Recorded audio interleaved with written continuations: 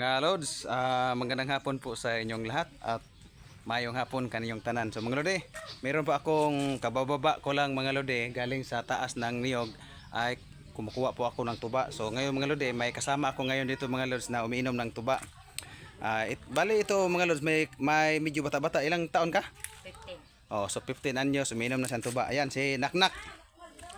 Ayan mga Lods, umiinom ng tuba. Bagay mga Lods ay ano to, matamis kasi yung tuba. Umiinom ng tuba yung mga Lods. Tuba mga lode. Ayan mga Lods, napakasarap ng tuba. So mga Lodi, medyo kanina kasi mga Lods, naawa kasi ako nito. Kasi nakita kami doon. Dati kasi mga Lodi, habang anong pinapagawa ko yung bahay ko, ito kasi yung badi-badi ko dito niya tumutulong po naglilinis. Naawa po ako mga Lodi sa kanya kanina dahil pinapakita niya po yung kamay niya na napilay o medyo na patingin nga. Ay mga Lodi, kung napapansin niyo po mga Lodi, medyo maga pa. Sa murang edad niya po mga Lodi na 15 years old.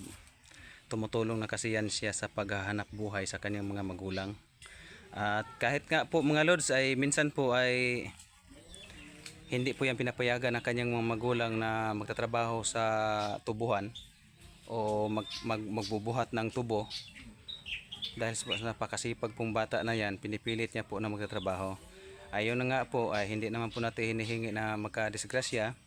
Pag akyat niya okay lang. Nung pagbaba niya mga Lodi, dahil nga ay kasagsagan po nung time na yun ay umuulan, medyo yung paa nila may mga putik. So pag akyat doon nag-out balance, doon po tumama yung kamay niya. Doon ka ba tumama sa inaapakan mo na tinatawag natin na damyo?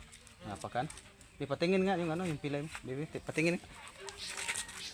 So ito mga Lodi ay medyo diferensya sa doon sa isa.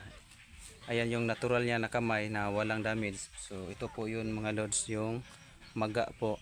Bali ang sistema ito mga Lodi na twist. Ganun, buti na ng mga Lodi, hindi lumabas yung buto, pero pinapahilot ito. Doon saan to pinapilot, doon sa ano? Gintungan. Sa gintungan. Ayan mga Lods, kung kita nyo po na mamaga pa mga Lodi. Pero ano iniinuman mo ba to yan ng gamot? Anong gamot ni inom mo? Ipikasen to ipinamek. Ha? Ipikasen to ipinamek. Ayaw di ma. Mga Lodi. Ipikasen? Haplas mana? Haplas pa ng guwan? Ipikasen? Ako anday. Ha? Abang pula na. Kuan, ang amoxicillin. Oh, magsisilin diyan. Amoxicillin sa kami kuan sa to? Ipinamek. Ha? Ipinamek. Yung ininom niya. Tapos ngayon, paano ka ba makainom ng gamot? Uminom ka pala ng tuba. Wala ako undang na ko kay bisig mo overdose. Na hapon. Si Naknak. Nabale. Nabale. Ano sa? Gamot. Uy. Ha? Pag-akyat niya sa pag damyo nabali. Nakarga tapas ka? Oo. Uy, kaluwag yung tao ni mo, oy. Kami mo nakayuga sa unan. Jik-jik god. Dito sa kuan, Santana. Ato bang dire? Wala naman na pampuli o kuan. Mana?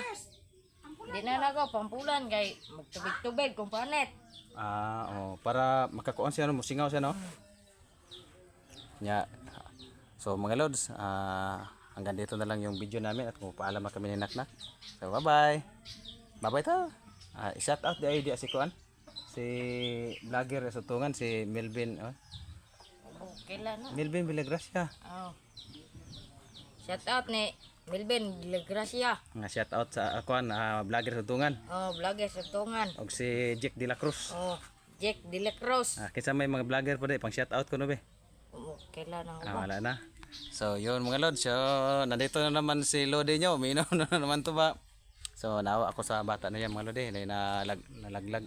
So bye bye mga Lods, at hanggang dito na lang at si Lodi nyo ay magtatagay na ng Tuba. tuba. Ayan.